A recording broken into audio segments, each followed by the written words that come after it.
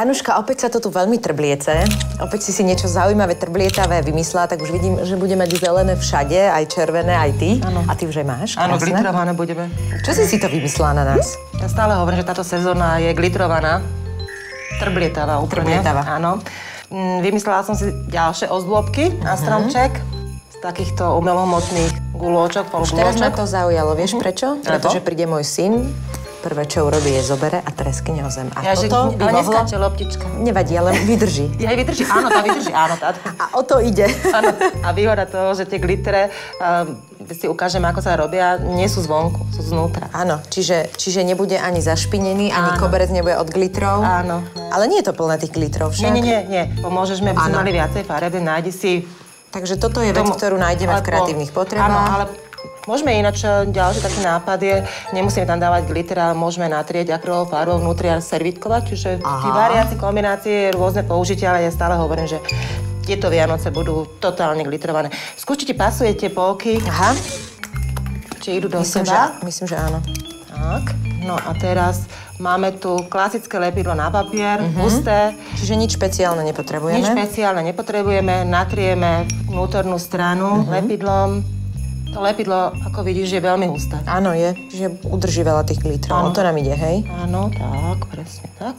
Asi nie je dobré veľmi tyčinkovým lepidlom to sa snažiť. Nie. Neviem, ako by sme sa tam aj dostali do tých záhybov. A keď to máme, tak nepoužívame solničku alebo Jasné, zlepšovák tvoj. Áno, ale normálne čo najviac. Vyber si, ktorú chceš farbu, čo najviac glitrov. Chceš, koho najviac miluješ. A takto až, ale to vyzerá ako pekne. Veľmi. Aha, takže tak to je aj Treba mať zábavka. nejakú tácku, servítku, aby sme tie glitre vedeli vrátiť do tej dózy. Aha. Zvládne sa toto aj s väčšími deťmi? Ja si Ale myslím, že aj áno, s menšími. Aj s menšími, no Tak s budeš tým mať mojím ešte výzdobu nie, už ale... niekoľko dní alebo týždňov pred Vianocami. Budete mať celú Všade. domácnosť glitrovanú. Áno, aj na kobercoch, áno. Áno. Čo najviac nech nachytá. Opäť veľmi podľa mňa efektné, úplne totálne. No, ako peknú zlatú si vybrala. Však?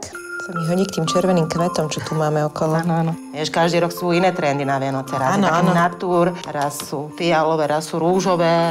Myslím, že aj šedo-čierne boli a to bola strašne studená farba, tá sa mi nepáčila. A keď to máme, vidieť, že to lepidlo je ešte vidieť. No to som sa práve chcela spýtať. Ale v pohode, necháme to. A to lepidlo sa stráti? Áno, on je transparentné. Keď uschne, tak to ide. úplne spriehľadne.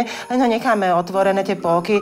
Urobíme si koľko. Máme tých Čiže toto je podstatné, že to lepidlo síce môže byť na papier, ale musí byť transparentné, aby vlastne nám to bolo vidieť potom, aby sa vlastne vytvoril tento efekt, hej? No a potom už len zlepíme dokopy, napasujeme dokopy tú guľočku a nejaké šnúročky alebo háčiky a už len zavesíme na stromček, alebo môžeme, keď máme nejaké aranžma, tak aj do aranžma dať ako kvietky. Fantázia, môžeme to kľudne dať aj do venca však. Áno, aj do venca.